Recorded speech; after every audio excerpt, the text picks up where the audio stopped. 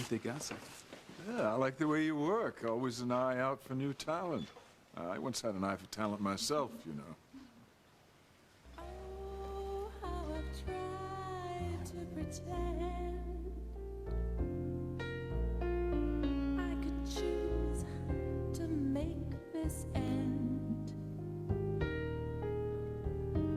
Oh, what a fool I've been. 'Cause the thought of losing you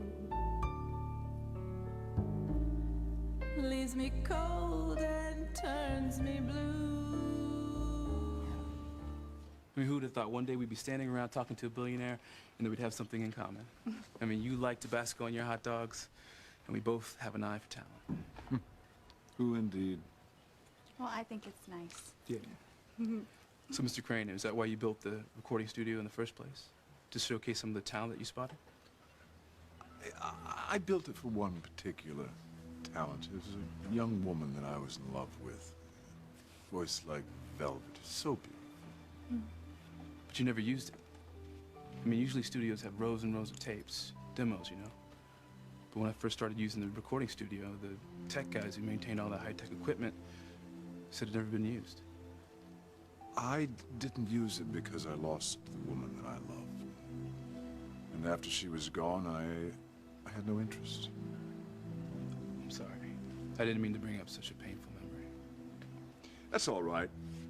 The years have made it less painful. At any rate, I'm very pleased to see what you've been doing in this studio. I do hope you find your parents, wherever they are. I'm sure they'll be very proud of you. You know, the worst thing that can happen to a parent is losing a child. I made the mistake of letting a son be taken from me once. I'll never let that happen again. I'll keep my son this time. Are you talking about little Ethan? Because I won't let you take him away from me, Julian. I won't. I know this is none of my business, but you were just wishing me luck on finding my parents. Now, I may never met them, don't know who they are or what they're like, but I still wish I was raised by my real mother and father, even if I did hear horrible things about my father.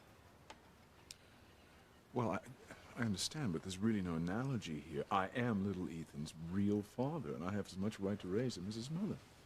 But you don't care about him, Julian. You just want an heir. Hey, Chad, what horrible things did you hear about your real father? That he was white, and he wouldn't marry a black woman even though she was carrying his baby. You know, he was a racist. So yeah, maybe it would have been a disaster if I was raised by my mother without a father. But I do know kids want to be with their mother. And Teresa loves that baby so much. Why don't you just let her raise her son? You say your father was a racist? That's what I hear, yeah.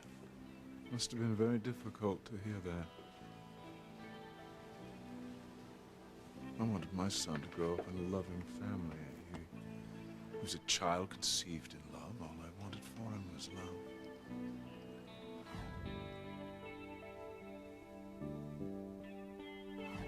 What are you talking about, Julian? Our child was not conceived in love. You got me drunk, and then you got me pregnant. But at least I have a wonderful son. And you have no right to have him. He is my son. I love him, and don't you even try to take him away from me, Julian. You know, I feel sorry for Teresa. I mean, she's in for a battle, trying to fight the mighty Julian Crane. Why are they such bullies, anyway? I mean, the Cranes always seem to have to force their will on people. Well, I mean, it's like, it's all they know. It's a way of life for them. Well, I'd sure hate to have Julian's genes. Well, not all the Cranes are horrible. I mean, look at Sheridan. And Fox. He's a good person. He's been a really good friend to us, hasn't he? Yeah. He has.